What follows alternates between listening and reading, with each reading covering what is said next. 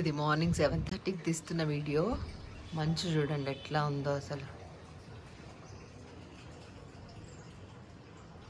మంచి holidays and మంచు పడుతుంది. ఇంకా అసలు లేవాలనిపిస్తుందా? బట్ లేవాలి, ఎందుకంటే ఇవాళ మాకు నోములు ఉంటాయన్నమాట. సో ఆ నోముల కోసం ఖచ్చితంగా లేచి రెడీ అవ్వాలి.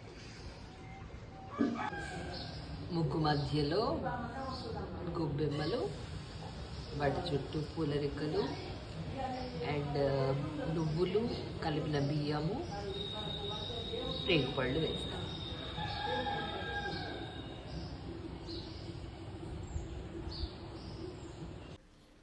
హలో ఆల్, చాలా రోజులైంది మిమ్మల్ని కలిసి.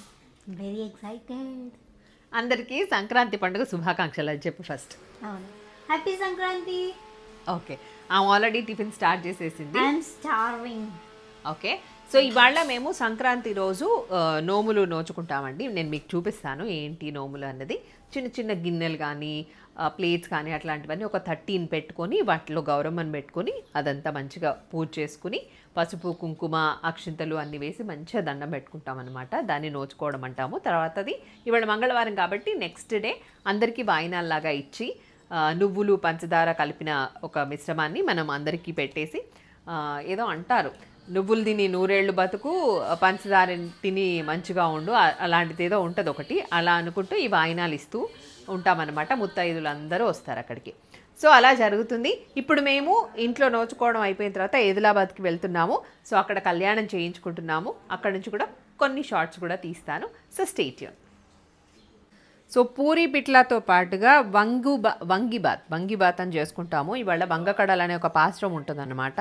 ఇంకా ధనుర్మాసానికి సంబంధించిన లాస్ట్ పాస్ట్రం ఇవాళ. సో దానికి సంబంధించిన ప్రసాదం ఉంటుంది కదా, నైవేద్యం, అది వంగిబాత్ చేస్తారు. వంకాయలతో వేసిన బిర్యానీ కైండ్ ఆఫ్ ఫుడ్ అన్నమాట. ఓకే, సో అది ఇవాళ అమ్మవారికి నైవేద్యంగా పెడతాం. ఇవాళ లక్ష్మీదేవిని మేము పూజిస్తాము అండ్ గౌరమ్మని కూడా పూజిస్తాం. పార్వతీదేవి కూడా ఉంటుందన్నమాట. సరస్వతీదేవి ఎలాగూ ఉంటుంది కదా. సో ముగ్గురమ్మలకు సంబంధించిన పండగ ఇది. నేను చిన్న చిన్న ప్లేట్స్ నోముకున్నాను. సో నోములో మనము గౌరమ్మని రెడీ చేసుకుని అక్కడ మంచిగా గౌరమ్మకి పూజ చేసుకున్న తర్వాత పండు ఆరగింపు చేయాలి. మా ఇంట్లో పూరి చెప్పాను కదా, పూరి అండ్ సిరా కూడా చేసాము, రవ్వతో చేసేది. అవి రెండు నైవేద్యంగా పెట్టాం. ఇలా దేవుళ్ళని కూడా మంచిగా అలంకరించుకున్నాం.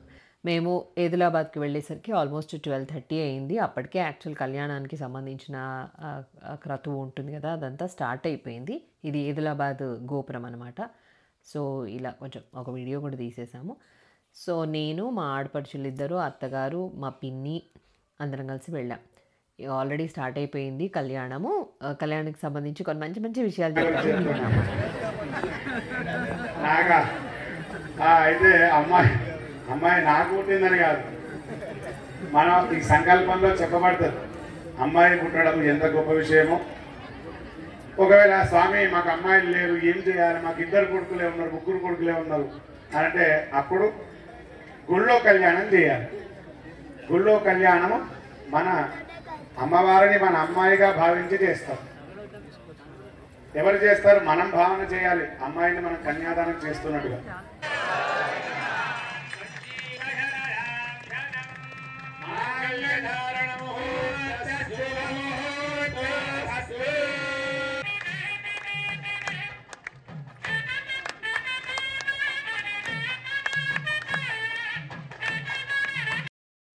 కళ్యాణం తర్వాత ఉత్సవమూర్తుల్ని అలా ఊరేగింపు చేసి జస్ట్ గుడి లోపల, గుడి చుట్టూ ఒక ప్రదక్షిణ అయిన తర్వాత మళ్ళీ లోపల గర్భగుడిలో పెట్టేస్తారు, వేయించేపు చేస్తారు.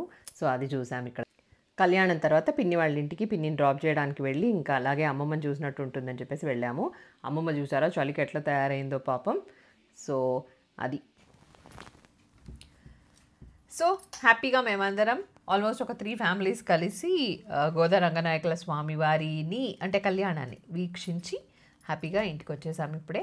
అండ్ కళ్యాణం అయితే చాలా చాలా సూపర్గా జరిగింది. ఏదిలాబాద్లో అయింది కళ్యాణము. సో చాలా బాగా జరిగింది.